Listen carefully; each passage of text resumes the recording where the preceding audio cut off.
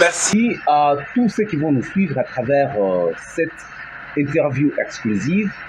Interview qui va se pencher sur la réclamation des quotas initiée par un cadre de l'UDPS Tshisekedi, de la Fédération Lubumbashi 1, porte-parole fédéral de surcroît, qui attend ou qui a annoncé une marche où il invite tous les combattants à réclamer le quota. Alors, sur ce plateau, je reçois le président de la Ligue de Jeunes de l'UDPS Fédération Lubumbashi 1, Dr Clément Luamba, à qui je dis bonjour, docteur. Bonjour, M. Arnold. Maître Antoine Lukunga, porte-parole de la Fédération de l'UDPS Lubumbashi 1, invite les combattants à inonder les rues pour réclamer le quota. Comment avez-vous trouvé cette annonce? Bon, vraiment, je suis très déçu d'abord quand vous parlez de Maître Antoine Lukunga comme porte-parole. Il est bien sûr, il est le chargé de communication au sein du comité fédéral de notre fédération Lubumbashi 1. Mais c'est trop... ça fait mal au cœur, s'il faut le dire, de constater que lui, en tant que porte-parole, il a affiché une attitude qui nécessite même des sanctions graves à son endroit. Puisqu'il n'y a jamais eu une réunion à la fédération dont je suis président fédéral de la Ligue des Jeunes où on a traité les dossiers dont Maître Antoine Lukunga est en train de parler, c'est-à-dire une marche organisée pour réclamer les quotas, je ne sais pas quel quota et auprès de qui, je ne sais pas. Donc c'est ça. Alors, non, je voulais dire quelque chose, c'est-à-dire Maître Antoine Lukunga a violé intentionnellement et à la lumière de la journée les statuts du parti, puisque lui, en tant que porte-parole, comme il se croit, il se prévoit être porte-parole, bien sûr, il ne peut dire que ce qui vient d'une décision prise par le comité fédéral. Et le comité fédéral n'a jamais traité ce dossier à l'ordre du jour, dans aucune des réunions. Alors, avec quel pouvoir, avec quelle autorisation, Antoine Lukunga peut se présenter même en sa qualité de porte-parole pour appeler les gens à une marche? Je crois que c'est de l'opprobre qu'il est en train de jeter sur la fédération. J'ai dit que c'est une aventure. Il est allé même loin pour parler au nom des 3 fédérations. Non, ça c'est une erreur grave. Chaque fédération est autonome et dépend directement de la présence du parti. Alors, Antoine Lukunga n'engage pas la fédération Lubumbashi 2, n'engage pas la fédération Lubumbashi 3. Je crois même les présidents fédéraux des 2 autres fédérations ne sont pas contents avec cette façon-là de faire. Je crois que nous tirons les oreilles d'Antoine Lukunga.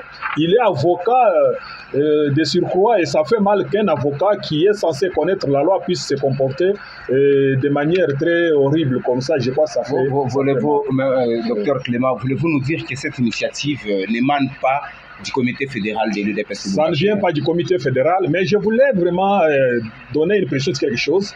Clément Luamba n'est pas contre les intérêts des combattants, comme il est en train de le dire aujourd'hui. C'était une question qui devrait venir. Donc, s'il y a réclamation de quelque chose, nous, UDPS, nous devons nous asseoir à l'interne pour parler de certaines choses. Ce n'est pas encore aller sur la rue aujourd'hui.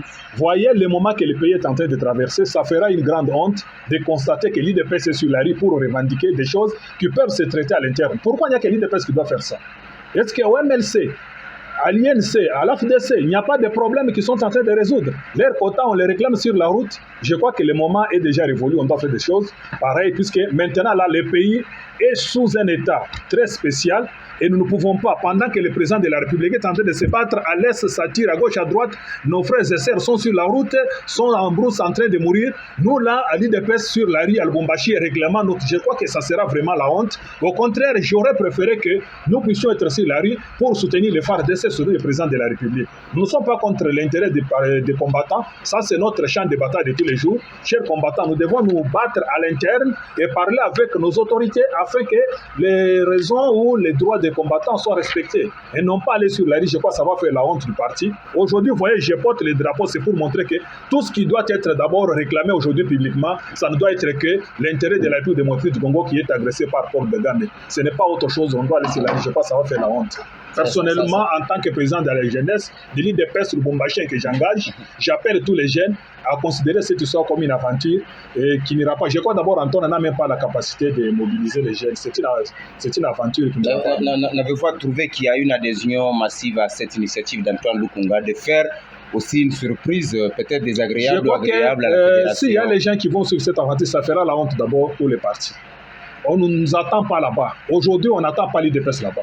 Aujourd'hui, on attend l'UDPS en tant que premier parti du pays en tant que parti majoritaire. On doit voir l'UDPS sur la rue en train de sensibiliser la population pour la sécurité du pouvoir et non pas pour des choses qui vont encore nous entredéchirer. Aujourd'hui, nous avons besoin de la cohésion au sein du parti. Ce n'est pas en allant sur la rue, nous attaquant à nos cadres du parti. Là, je défends à partir des chefs de l'UDPS, bien sûr. À partir des chefs de l'UDPS, puisqu'on parle au niveau de la province, je pars à partir du chef de l'UDPS jusqu'au niveau du président de l'Assemblée provinciale. Je ne veux pas voir quelqu'un s'attaquer au cadre du parti. S'il y a des choses à parler, nous devons le faire à l'interne et régler nos problèmes à l'interne. Je crois que les cadres comprennent les soucis que les combattants aujourd'hui. Je crois que c'est quelque chose qui doit se régler, mais ce n'est pas aller la rue pour nous attaquer à nos enfants.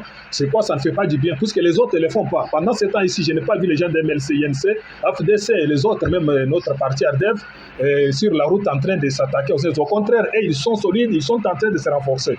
Je suis même très mécontent de voir même qu'il y a eu certains présidents, certains cadres de l'UDPS qui ont fait des sorties dernièrement pour toujours s'attaquer à d'autres membres du parti, à d'autres cadres du parti. Je crois que ce n'est pas bien. Le moment n'est pas celui-là. Nous devons nous appeler à la cohésion, nous devons nous appeler à l'unité et au renforcement de la capacité de l'UDPS pour affronter les enjeux de l'ère qui sont très graves. Oui, dans le communiqué de Maître Antoine Doukounga, il appelle les structures informelles à adhérer à son appel. Vous êtes président de la Ligue des jeunes qui gère également des structures informelles. Quel est votre message à toutes d'abord les structures informelles de l'UDPS qui sont sous votre gestion?